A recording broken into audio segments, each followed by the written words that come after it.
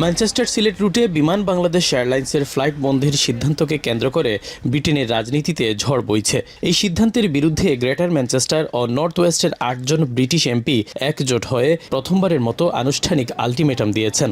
British রাজনীতিতে এমন হস্তক্ষেপ বিরল ঘটনা। Since the cancellation has been on the agenda, obviously there's a huge reaction and response from the community saying they're not happy with this and actually they need more flights, not less.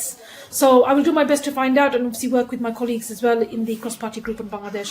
ম্যানচেস্টারের ফ্লাইটটি continue করবে, এটা নিয়ে কিছুদিন পর flight বন্ধ হচ্ছে এই সংবাদ আমরা শুনতে চাই। এটা কন্টিনিউ হবে, যেভাবেই হোক সরকার সেটা ম্যানেজ করবে।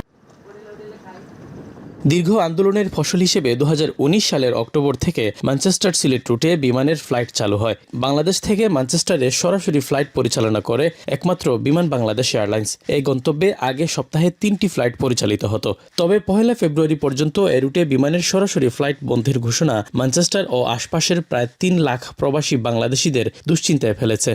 বিশেষ করে বয়স্ক মানুষদের কথা চিন্তা করে এই ফ্লাইটটি চালু রাখা। ম্যানচেস্টার, ওল্ডহাম, বার্মিংহাম সবারই খুব সহজভাবে তারা সেই এয়ারপোর্টটি ব্যবহার করে বাংলাদেশে যেতে পারতেন। অনেক সময় চলে যায় আমাদের ফ্যামিলি নিয়ে, আমাদের বাচ্চা কাচ্চা নিয়ে লন্ডনে এসে ফ্লাইট করাটা অনেক টাফ হয়ে যায়। আগে যেরকম ছিল সেভাবে বজায় থাকুক এবং এটার একটা দ্রুত সমাধান সুন্দরভাবে যেন হয়। 1 ফেব্রুয়ারির সময়সীমা যতই ঘনিয়ে আসছে, ব্রিটেনের বাংলাদেশি কমিউনিটির উদ্বেগ তত বাড়ছে। সবার দৃষ্টি এখন বাংলাদেশ বিমানের সিদ্ধান্তের দিকে। বিমান বাংলাদেশ কি বিশ্বস্ত যাত্রীদের গুরুত্ব দেবে, নাকি আভ্যন্তরীণ চাপের মুখে ঐতিহাসিক এই রুটটি স্থায়ীভাবে হারিয়ে যাবে?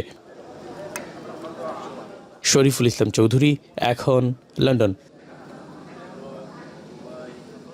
কালার এক্সপার্ট এবং ডার্ক জ্যাপ সমৃদ্ধ অরিক্স অ্যাডভান্স ডিটারজেন্ট পাউডার আপনার লন্ড্রি এক্সপার্ট।